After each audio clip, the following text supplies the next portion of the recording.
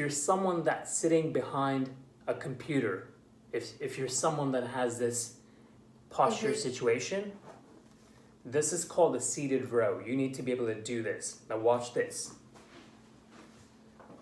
The band goes on your feet like this. At this point, you're going to roll your shoulders down like this, right?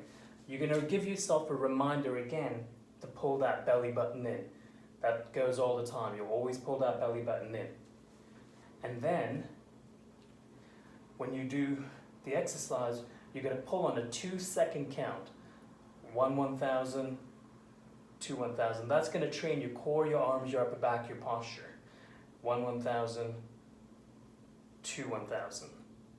1 1,000, 2 1,000, 1 1,000, 2 1,000. Make sure your knees are slightly bent.